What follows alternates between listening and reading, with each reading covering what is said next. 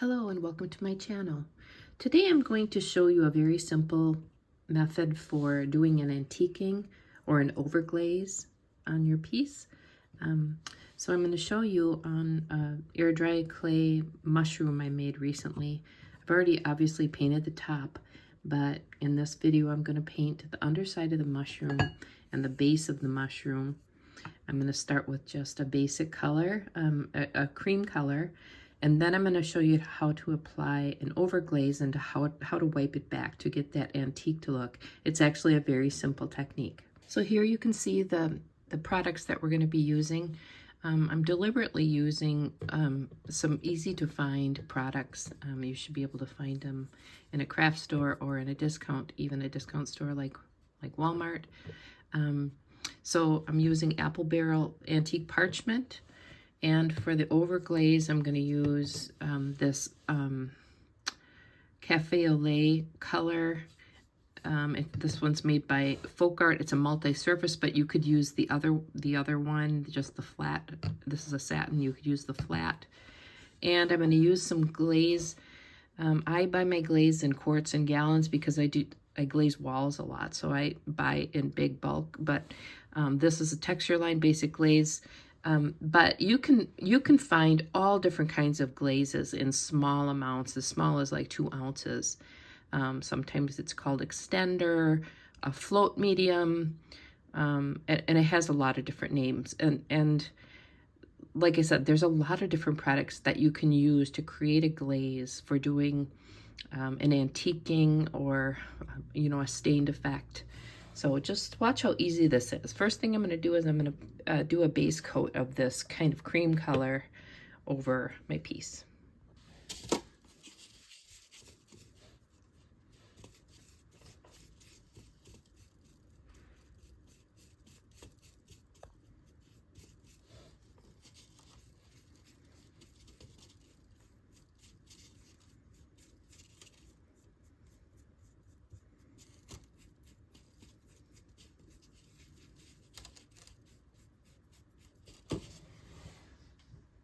Okay, now my ivory color is on, so next I'm going to make my overglaze.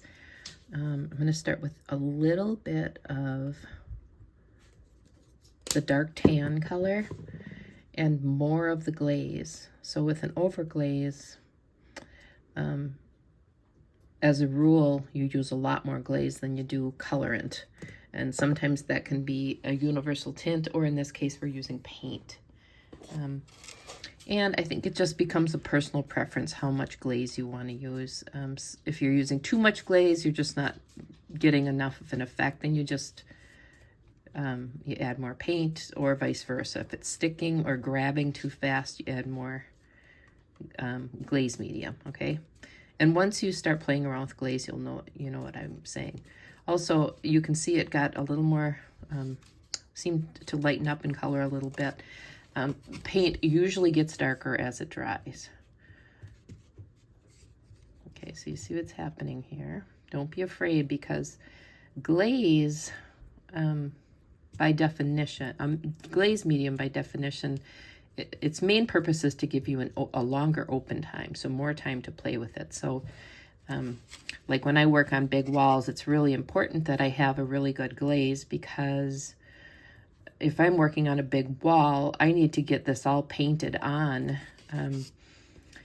and before I start working on taking it off or manipulating it, because if I don't do it all kind of in one pass, it can develop seams. In any case, so it's there to give you more open time, more time to play with it. So we don't have to be in a rush here. We'd be okay leaving this for quite a while, okay? I mean, probably if you came back in an hour, you could still remove this. So overglazing is applying another color, in this case, over oftentimes a lighter color, and then wiping it back. So this is considered a negative application. So we're putting the glaze on and then we're pulling it off, and the pulling it off is where the action happens. As opposed to like dry brushing, which is a positive application. And you're actually applying the paint, you know, with a dry brush, and that's your final look, okay? So we're gonna put this on, and then we're gonna take much of it off. So like I said, because this glaze gives us a lot of open time, we don't have to be in any kind of a big hurry. At the same time, we don't have to let it set up the way it would with traditional glaze if you're, with traditional stain. If you were staining a piece of wood, right, you usually wipe it on and you let it set up for a certain amount of time so it grabs, and then you wipe it back. In this case, you don't have to really do that, okay? So we're ready to roll right now. So I'm gonna pick this guy up. And then this becomes just up to you how much you want to remove or not remove, okay? But I want it to stay in the gills of this mushroom cap.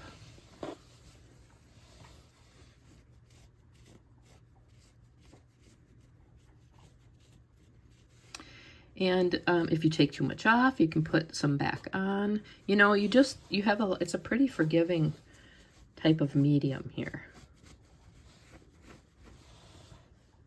Okay, I'm gonna take a brush, just distribute that a little bit in the way that I like it. If you missed a spot, you can just brush it on, okay? If once you do this, if you decide you want more, you can let it dry and put it on a second application, okay? So let's set that to the side. Let's pick this guy up.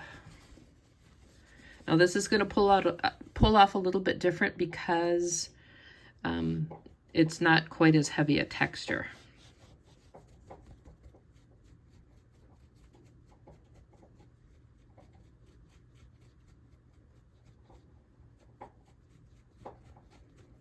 So this is how you do an overglaze. Sometimes people refer to it as antiquing. It's kind of sticky.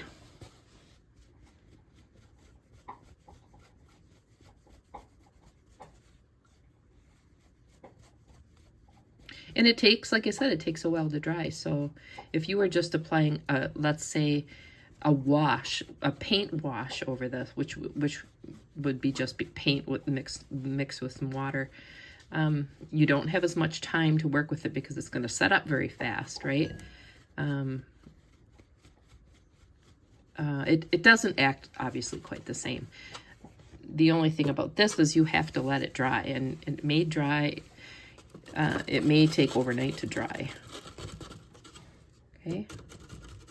Now I could do the inside of this little guy, this little mushroom. I'm not going to.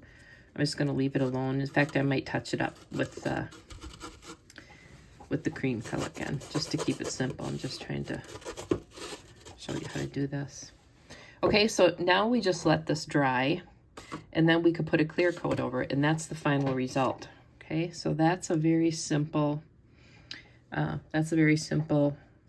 demonstration of overglazing or antiquing, and it makes quite a bit of difference. I'm going to show you one more thing after this is dry. Another way that we can add some more interest to this top of this mushroom. The value of this brownish color wouldn't do much on here because this has such a dark background to begin with. So I'm going to give you another idea, kind of a fun little tip for the edges of a mushroom cap after this is dry.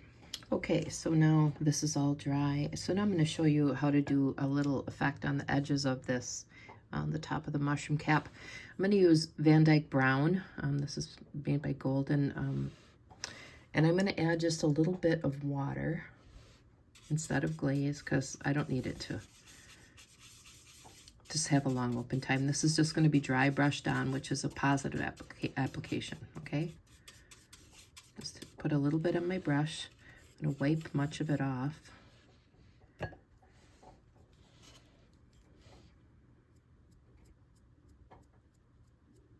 My cat just jumped up here, so Jasper might be on the scene here in a second. Hi, Jasper. What are you doing up here? And I'm doing the edge here where the two colors meet. So this is actually a really forgiving kind of application. So it covers up a multitude of minor sins. So you can pull that up quite a ways if you'd like. It just kind of get a kind of a cool dark edge. I don't know, it just gives it a neat effect.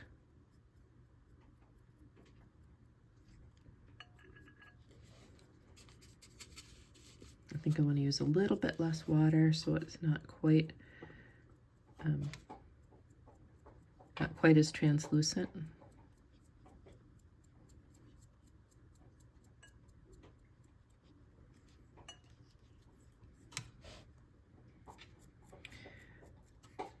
And a lot of these things, it's going to just take practice. Just kind of playing around with color, paint effects. Just takes practice, trial and error. Each product might act a little bit differently. Your brushes make a difference. Certainly how much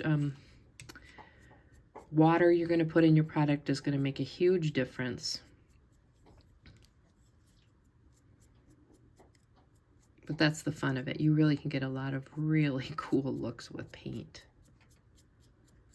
And as I said, you don't have to buy really expensive products. You can buy things from discount stores or just Hobby Lobby and have very good results. Cool thing about air dry clay is it's not an expensive hobby. Well, unless you buy lots of clay like some of us. But I mean, with a pound of clay, you can get a pretty nice size project done, maybe a couple projects done. Okay, so can you kind of see that? If the lighting is very good in here.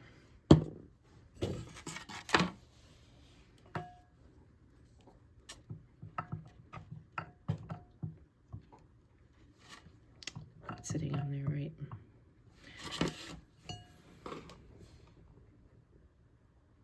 So now the last thing I'm going to do is I'm just going to put a semi-gloss water-based sealant over the top. That a semi-gloss, I think, gives a really nice, rich effect. It makes dark colors look richer than they really are. Adding a gloss like that just makes everything really deep. So I'll show you that as the final picture. Okay, our mushroom is all done. Thank you for watching.